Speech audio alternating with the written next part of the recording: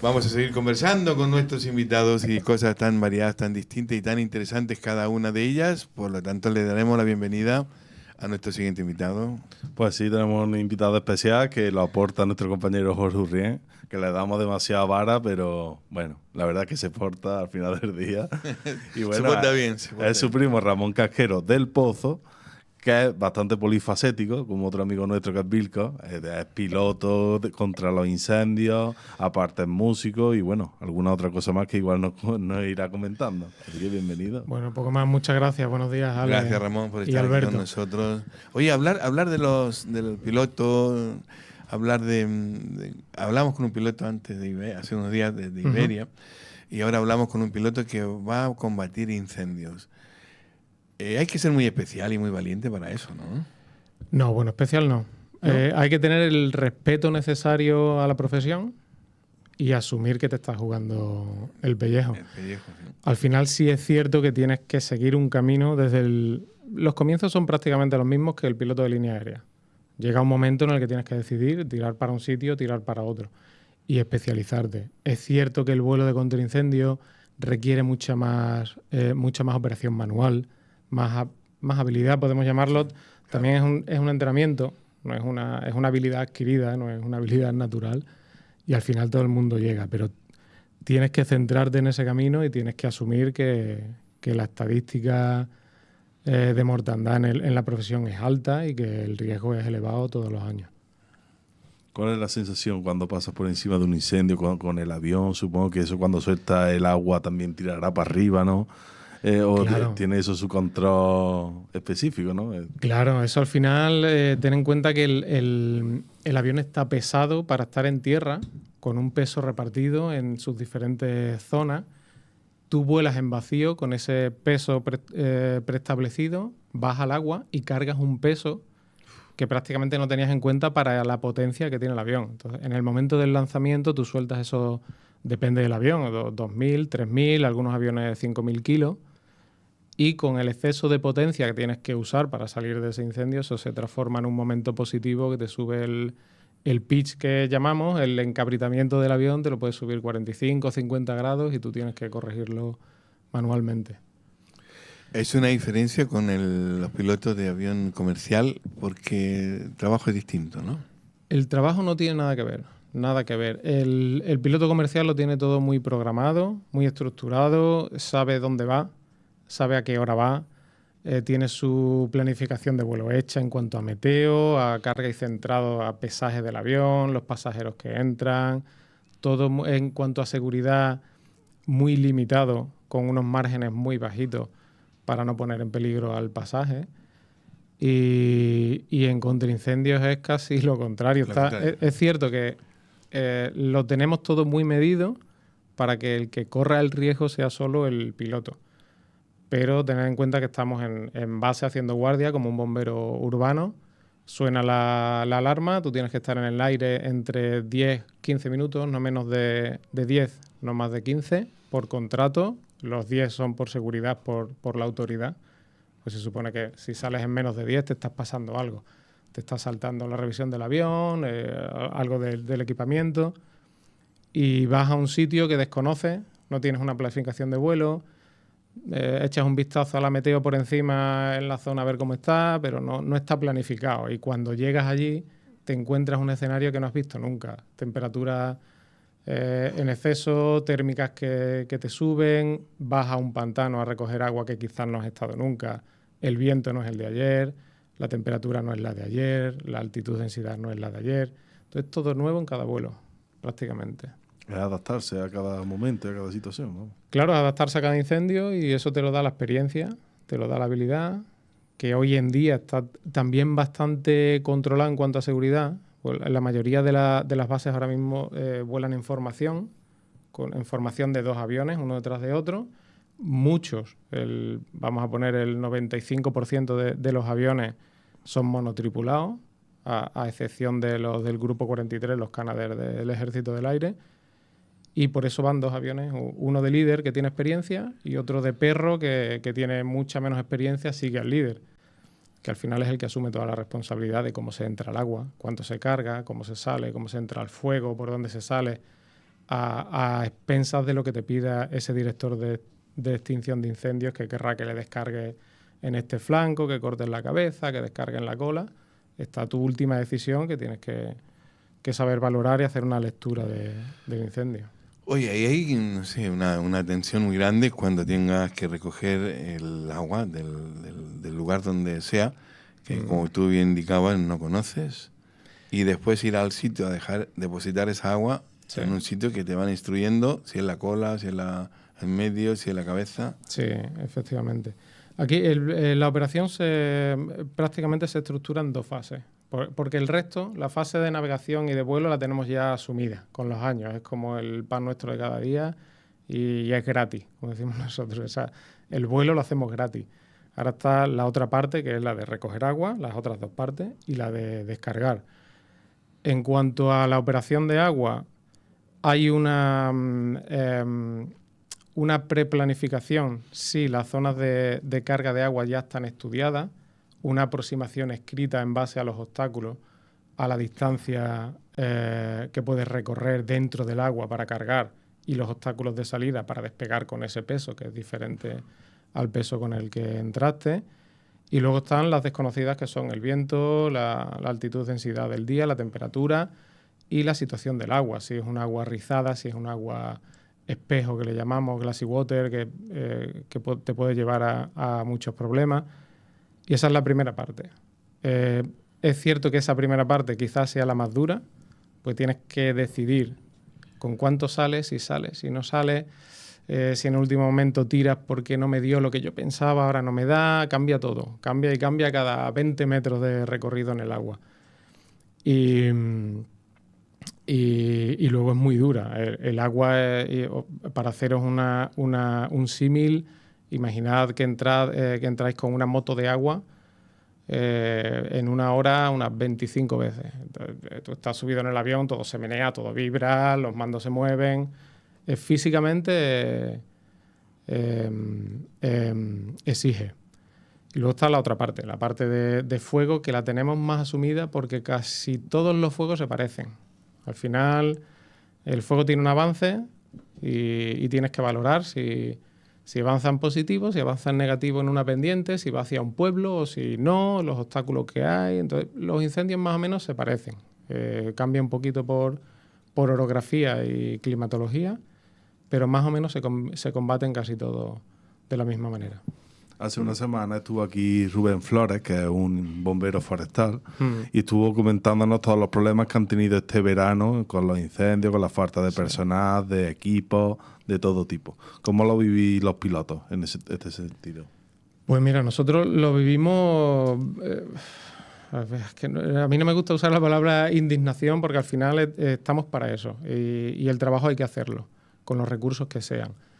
Pero claro, cuando en un año se juntan las 400.000 hectáreas que se han quemado en 2025, en la mayor superficie del siglo, en comparación con las 48.000 hectáreas que se quemaron en 2024, que ya fueron, que es una barbaridad, y se juntan con la reducción de dispositivos desde 2021 hasta aquí, que no se han repuesto, pues el gobierno tenía en su propiedad 18 aviones que se han reducido a 10 por falta de mantenimiento, falta de uso, vencimiento de licencias y demás. Sus propios aviones, los del Grupo 43, que son Canadair, que son los mayores aviones, y se reducen los contratos desde 2021 hasta 2025, no me quiero equivocar, pero sí han pasado de unos 52 aviones, hablo de aviones, no helicópteros, a unos 42, no me equivoco mucho.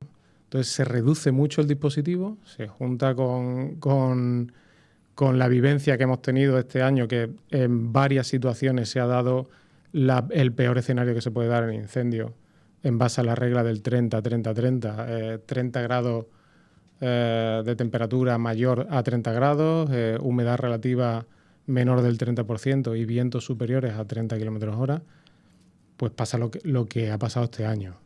Y la gente se puede preguntar, oye, vale, me estás hablando que a lo mejor en el último año la diferencia son 12 aviones de diferencia menos. No es tanto, sí lo es. Lo es porque las bases están distribuidas estratégicamente en el ámbito nacional Y el combate directo es el más importante.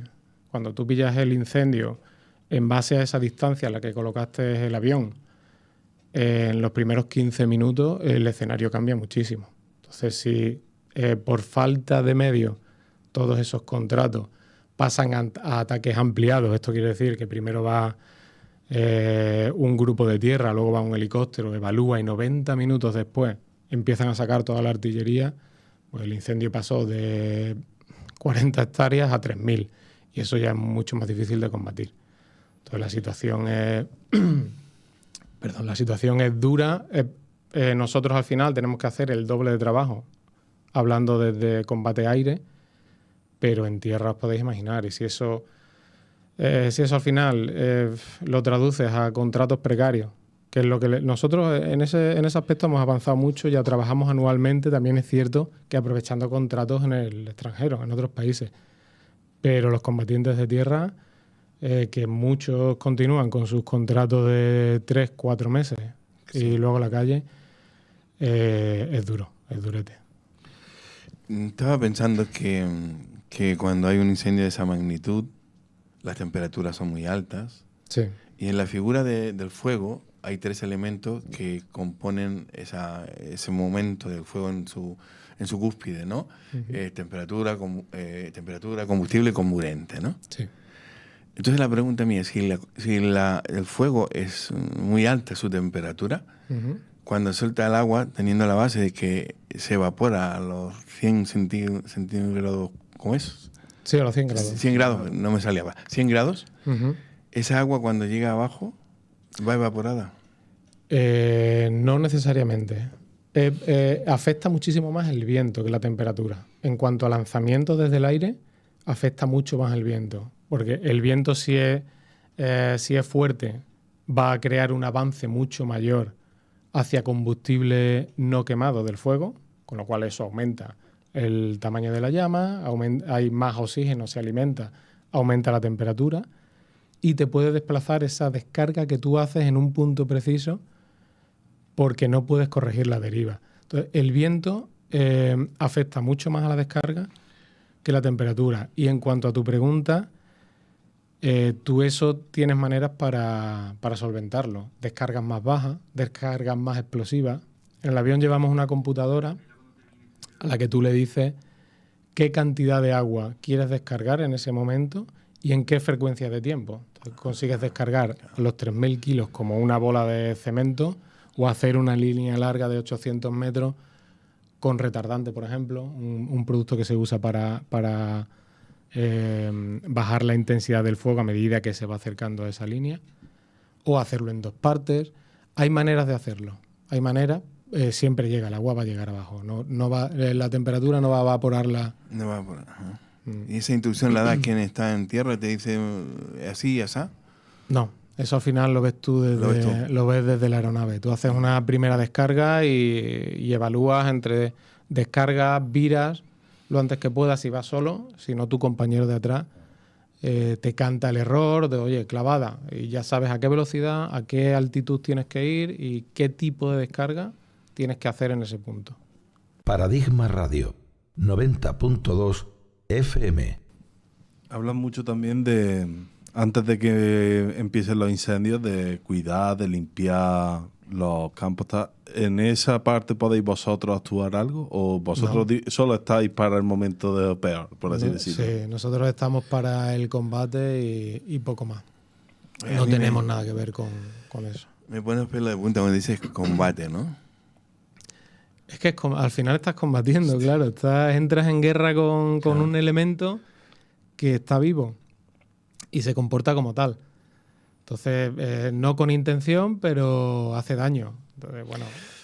Mientras narras todo esto y los peligros que implica esta situación y tomar decisiones en segundos, ¿qué te pasó por la cabeza para meterte en estos líos? Buah. Es que es tan lejano que Digo, ostras. No te sabría responder porque a incendios llegué casi de rebote. Yo empecé con la acrobacia aérea. Bueno, yo me hice piloto de línea aérea. En aquel entonces las Torres Gemelas se vinieron abajo y entrar en una línea aérea era imposible. Entonces acabé en cocina y tuve la suerte de que me chivaron un familiar que había una plaza para el equipo acrobático nacional. No sería Jorge, ¿no? No, Jorge no. yo creo que no había nacido. No había nacido. No, casi, era muy pequeñito. No había nacido. Era muy pequeñito. Y bueno, me fui para allá, entregué el currículum, me dijeron no tienes nada que hacer, pero tenemos aquí un puesto de chofer, si lo quieres. Dije, venga. Y en una de esas con la furgoneta llevando al que era el jefe de equipo y jefe de instructores del equipo, el campeón del mundo de acrobacia a día de hoy, Ramón Alonso, hablando con él, me dijo, oye, te vienes a hacer la prueba de vuelo, y me quedé.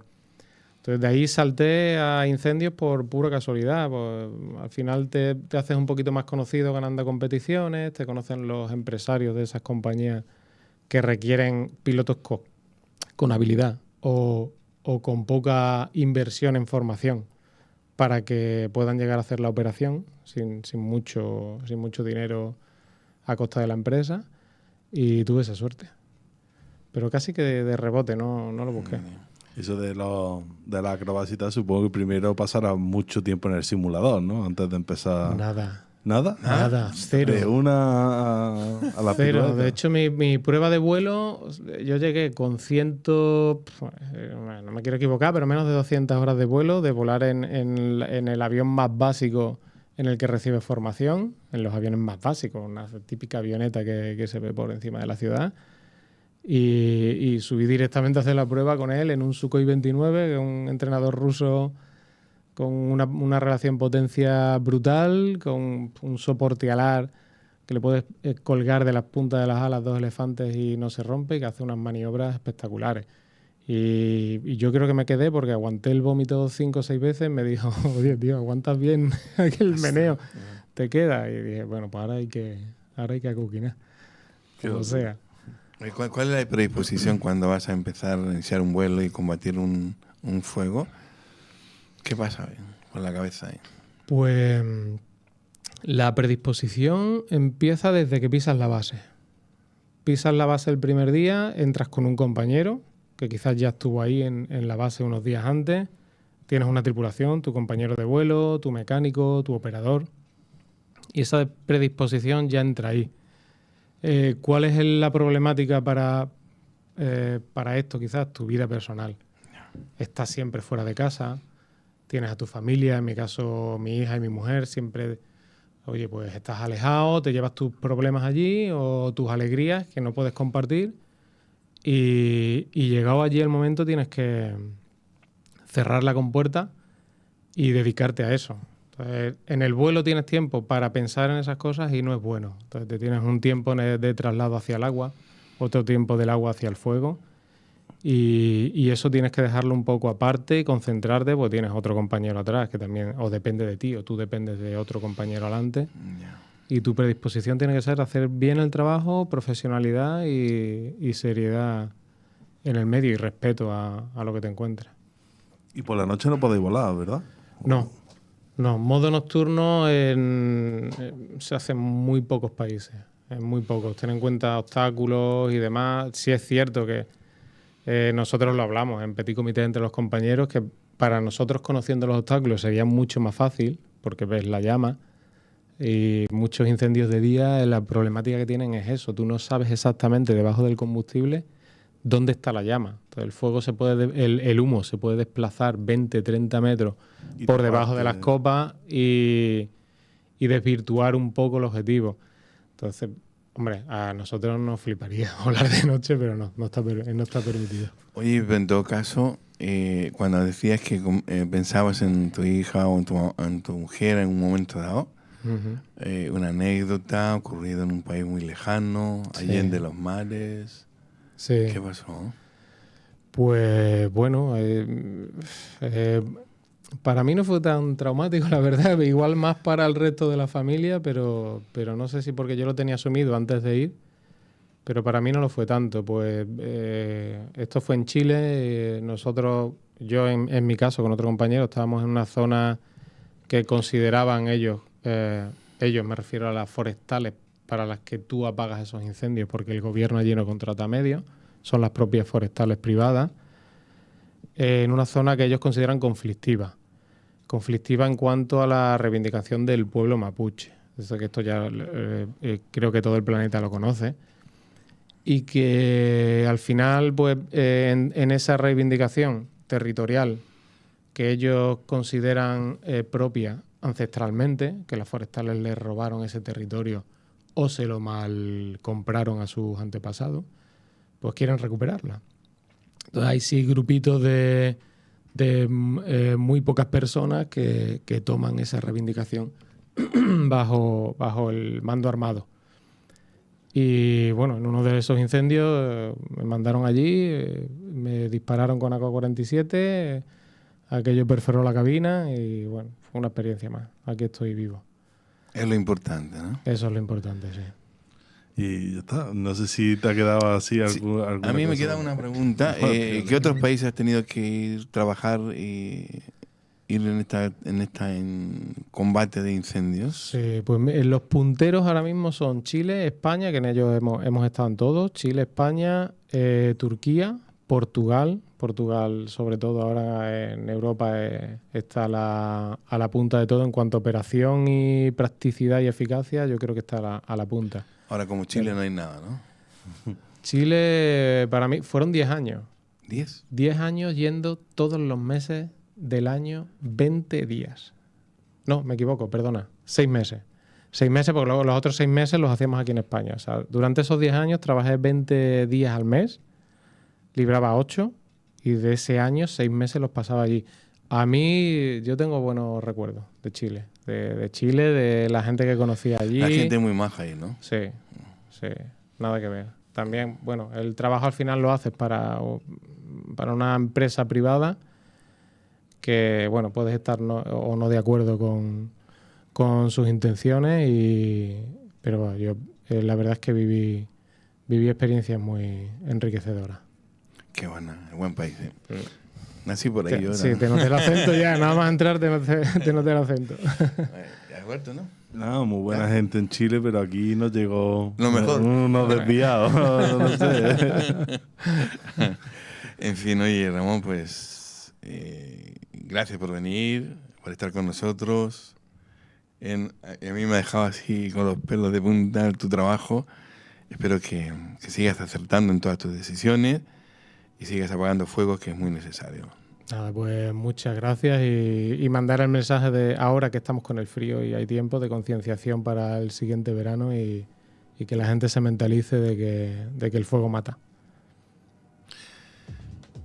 Ahí queda eso. Gracias, amigo.